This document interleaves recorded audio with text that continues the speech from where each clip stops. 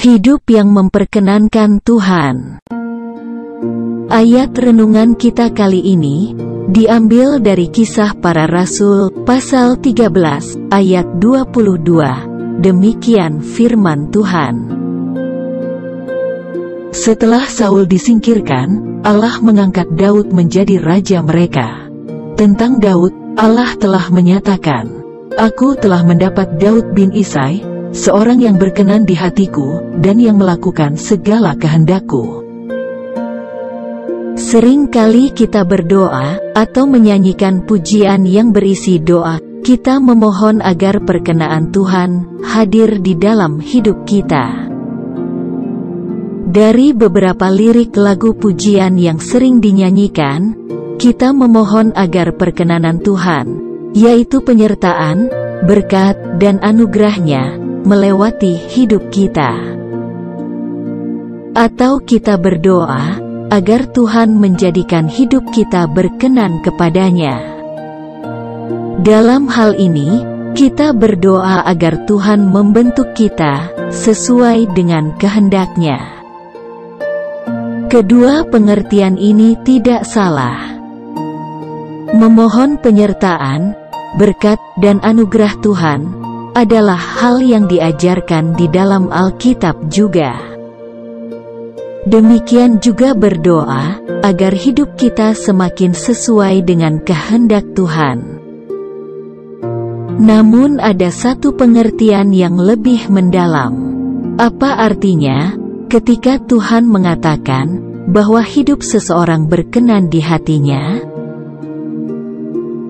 Dari ayat yang kita baca, kita mendapatkan satu contoh tokoh yang pernah disebutkan Tuhan sebagai orang yang berkenan di hatinya, yaitu Daud. Mengapa Tuhan mengatakan bahwa Daud adalah orang yang berkenan di hatinya? Apakah ia adalah orang yang sempurna tanpa dosa? Jelas tidak. Alkitab menceritakan keburukan dan kegagalan Daud juga. Akibat dosa merancang dan membunuh orang yang tidak bersalah, dan juga berzina dengan Batsyebah, ia dikutuk oleh Tuhan, sehingga pedang tidak akan menyingkir dari keturunannya. Daud juga gagal menjadi ayah dan raja yang baik.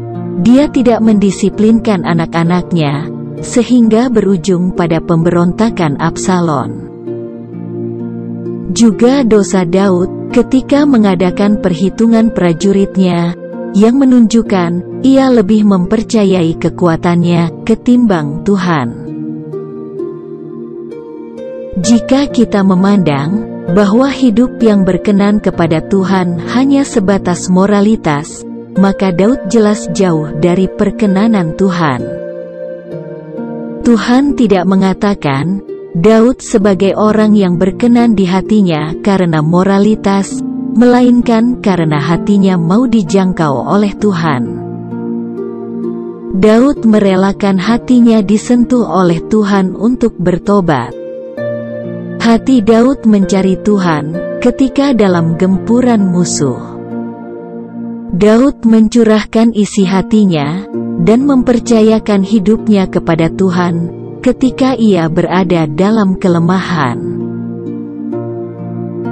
Hidup berkenan kepada Tuhan bukan sekedar memohon perkenanannya atau memiliki kehidupan moralitas yang baik, tetapi mempunyai hati yang mau dijangkau oleh Tuhan.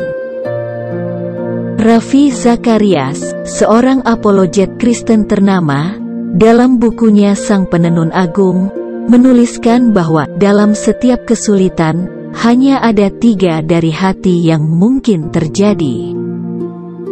Pertama, hati yang semakin keras, sehingga akhirnya menolak Tuhan.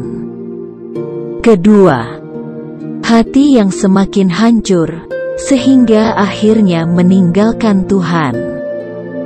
Ketiga, hati yang semakin lembut untuk dibentuk oleh Tuhan. Dari seluruh pergumulan hidupnya, Daud menjadi semakin lembut. Tuhan juga mengizinkan banyak pergumulan terjadi dalam hidup kita. Tuhan mau agar hati kita semakin lembut di hadapannya, karena Ia berkenan kepada hati yang lembut.